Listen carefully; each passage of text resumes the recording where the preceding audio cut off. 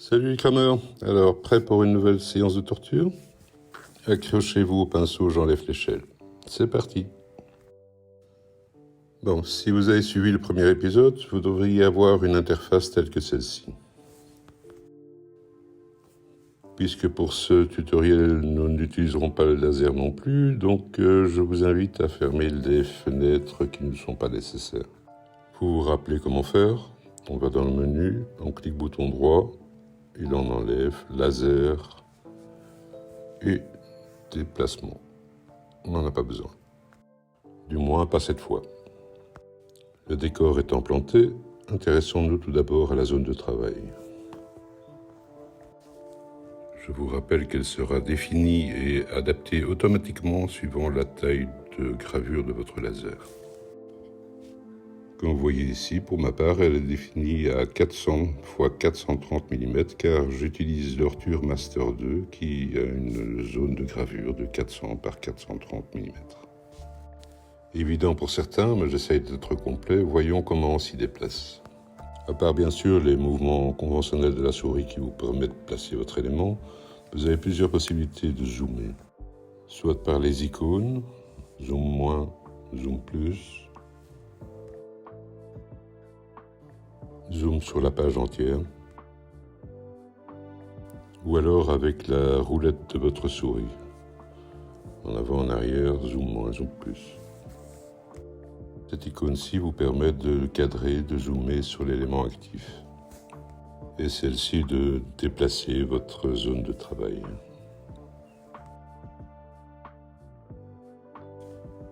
Bon ben assez rigolé, voyons voir ce qu'on peut faire avec les outils qui sont à notre disposition. Alors le premier de ceux-ci, l'outil de sélection. Pas grand chose à vous montrer ici puisque nous n'avons rien sur notre calque.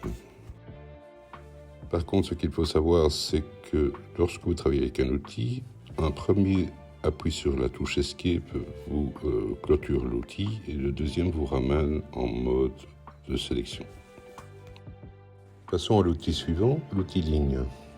Deux façons d'y accéder, soit le bouton ou le raccourci clavier. Sur Mac, ce sera commande plus L, sur Windows, Windows plus L. Passons à la pratique. Le premier clic définit le début de votre ligne, le second la fin de celle-ci et le début de la suivante, et ainsi de suite. Alors deux façons pour mettre fin à la succession de lignes, le bouton Escape ou en fermant votre forme. Donc, le positionnement étant aimanté, vous joignez le dernier au premier. Voilà, votre forme est fermée, donc elle peut être remplie maintenant. Ce que je vous conseille de faire pour toutes vos formes, sinon vous risquez quelques problèmes. Vous pouvez également fermer une forme après coup. Pour ce faire, vous rejoignez les points que vous désirez fermer par une ligne. Mais attention, ça ne suffit pas. Comme vous le voyez, si vous essayez de la sélectionner, vous verrez que vous avez affaire à deux éléments distincts. Pour les joindre, vous devez sélectionner les deux et avec la combinaison de touches Option plus J sur Mac ou Alt plus J sur Windows, vous joignez l'ensemble.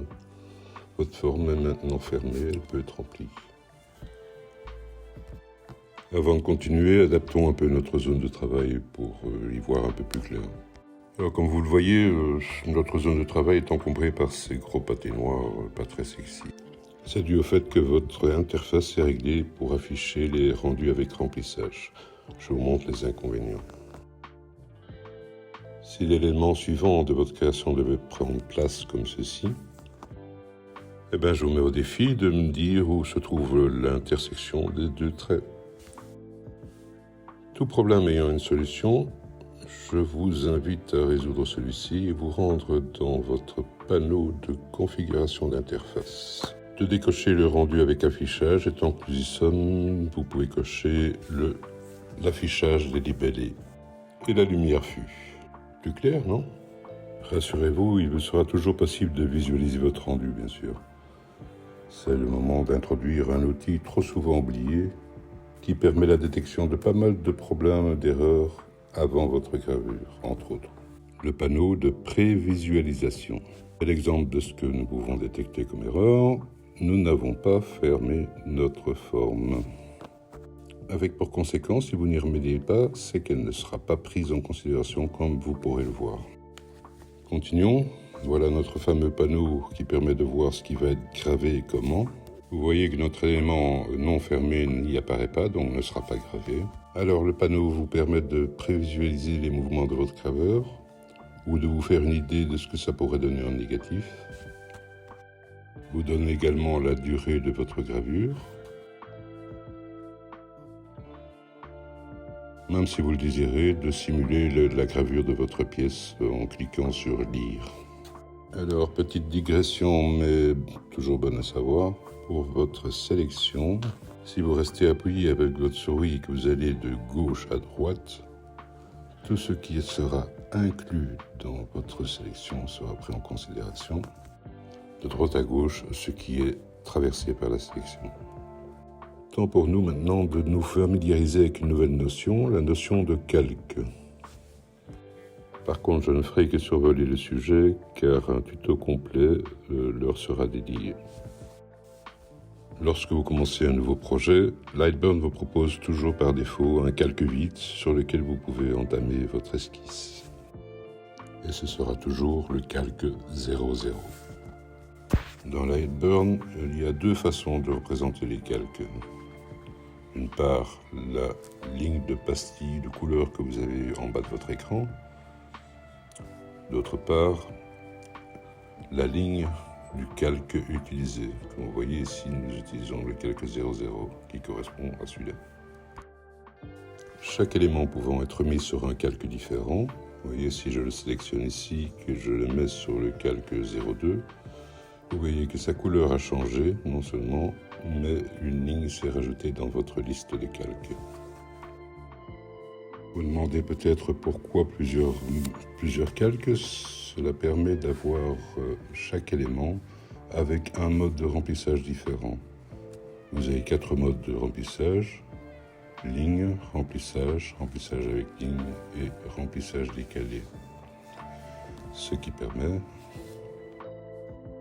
si vous faites une prévisu, vous voyez bien que la forme rouge, sur le calque rouge, est bien remplie et que le reste est en mode ligne. Je vous laisse vous amuser à tester les 4 modes en faisant un aperçu où vous verrez le résultat de ce qui pourrait être gravé. Digression un peu longue, je le conçois, mais c'était nécessaire. Allez hop, outil suivant, le rectangle.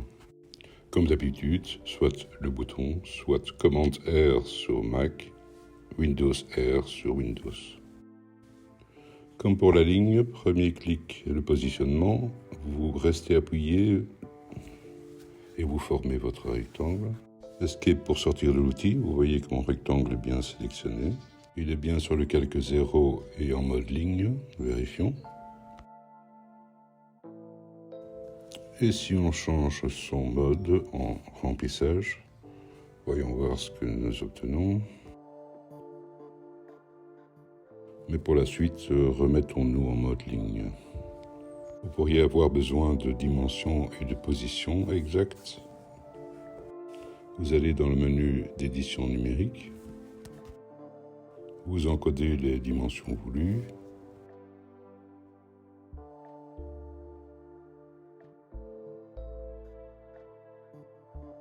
Et la position voulue.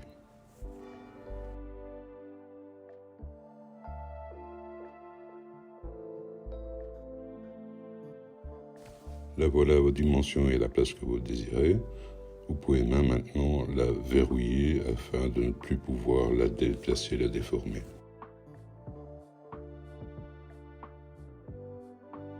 Lorsque vous voyez apparaître le petit menu à droite de ma sélection, c'est que j'ai cliqué sur le bouton droit de ma souris. Nous pouvons bien sûr déverrouiller l'objet si c'est nécessaire, mais nous pouvons aussi l'améliorer. Vous choisissez afficher les propriétés. Par exemple, ici, arrondir les coins. C'est plus joli, non? Voilà pour le rectangle. Passons maintenant au suivant, c'est-à-dire l'ellipse. Alors comme d'habitude, soit le bouton, soit le raccourci clavier. Premier clic position, on maintient, on relâche. Voilà un bel ovale. Même processus que pour le rectangle, si nous voulons obtenir un beau rond. Ne le positionnons pas cette fois-ci, nous passons plutôt à l'outil suivant. Le polygone. Alors le polygone n'a pas de raccourci clavier, donc le bouton obligatoire. Je ne vous dis pas comment le dessiner, vous connaissez maintenant la chanson. Par défaut, Lightburn vous propose un polygone à 6 côtés.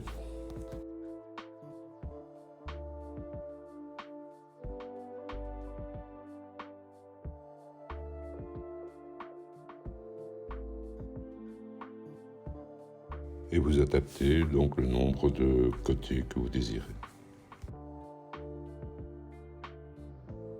Voilà qui conclut cette vidéo. Nous avons vu les 5 principaux outils, l'édition de nœuds et surtout le texte sera repris dans la prochaine vidéo.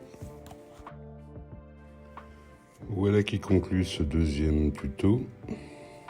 J'espère qu'il vous aura plu. N'hésitez pas, petit pouce, abonnement, et vous verrez les suivants.